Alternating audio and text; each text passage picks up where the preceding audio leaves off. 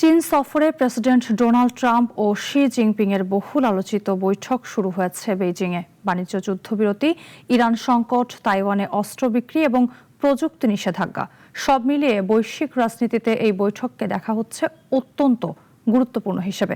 বিশ্লেষকরা বলছেন, এবার কূটনৈতিক আলোচনায় কৌশলগতভাবে শক্ত অবস্থানে রয়েছে চীন, আর চাপের মুখে রয়েছে যুক্তরাষ্ট্র প্রশাসন। বেইজিংয়ে শুরু হয়েছে বহুল প্রতীক্ষিত ট্রাম্প শি শীর্ষ বৈঠক। গ্রেট হল অব দ্য পিপলে জাঁকজমকপূর্ণ আয়োজনে যুক্তরাষ্ট্রের প্রেসিডেন্ট ডোনাল্ড ট্রাম্পকে স্বাগত জানান চীনের প্রেসিডেন্ট শি জিনপিং। লাল গালিচা, সামরিক গার্ড অব অনার, জাতীয় সঙ্গীত এবং দুই দেশের পতাকা হাতে শিশুদের উপস্থিতিতে পুরো অনুষ্ঠান ছিল কূটনৈতিক উষ্ণতার প্রতীক। তবে আনুষ্ঠানিক হাসি কর্মর্দনের আড়ালে রয়েছে বড় ধরনের ভূরাজনৈতিক হিসাব নিকাশ। বৈঠকের কেন্দ্রবিন্দুতে রয়েছে যুক্তরাষ্ট্র, চীন, বাণিজ্য, যুদ্ধবিরতি, ইরান সংকট, তাইওয়ান ইস্যু এবং উন্নত প্রযুক্তি রপ্তানির ওপর নিষেধাজ্ঞা। বিশ্লেষকদের মতে এবার বৈঠকে তুলনামূলক দুর্বল অবস্থানে রয়েছেন প্রেসিডেন্ট ট্রাম্প।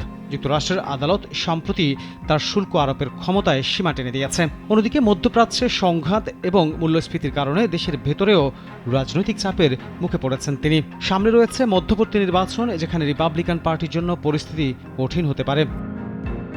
অন্যদিকে চীনের অর্থনীতি ধীরগতির হলেও প্রেসিডেন্ট শি জিনপিং এখনও অভ্যন্তরীণ রাজনৈতিকভাবে অনেক বেশি স্থিতিশীল অবস্থানে আছেন। এ কারণে অনেক বিশ্লেষক বলছেন, এই বৈঠকে তুরুপের তাস এখন চীনের হাতেই। সফরে ট্রাম্পের সঙ্গে রয়েছেন প্রযুক্তি ও ব্যবসা খাতের কয়েকজন শীর্ষ নির্বাহী, যার মধ্যে আছেন টেসলা প্রধান ইলন মাস্ক এবং এনভিডিয়ার সিইও জেনসং হুয়াং। যুক্তরাষ্ট্র চাইছে চীনের বাজার আরও উন্মুক্ত হোক এবং বাণিজ্য ঘাটতি কমাতে চীন যেন বেশি মার্কিন পণ্য আমদানি করে। অন্যদিকে বেইজিংয়ের প্রধান লক্ষ্য যুক্তরাষ্ট্রের আরোপিত চিপ প্রযুক্তি ও সেমিকন্ডাক্টর নিষেধাজ্ঞা শিথিল করা। একই সাথে তাইওয়ানে যুক্তরাষ্ট্রের সম্ভাব্য $14 বিলিয়ন অস্ত্র বিক্রিও চীনের বড় উদ্বেগের কারণ।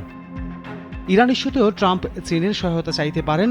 ওয়াশিংটনের আশা বেইজিং তেহরানকে আলোচনায় ফিরতে প্রভাব খাটাবে। তবে বিশ্লেষকরা মনে করছেন, যুক্তরাষ্ট্রের বিপরীতে কৌশলগত ভারসাম্য রক্ষায় ইরানকে গুরুত্বপূর্ণ অংশীদার হিসেবে দেখে চীন।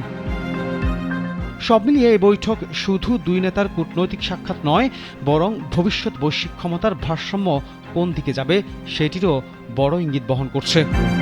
ডেস্ক রিপোর্ট, নাগরিক।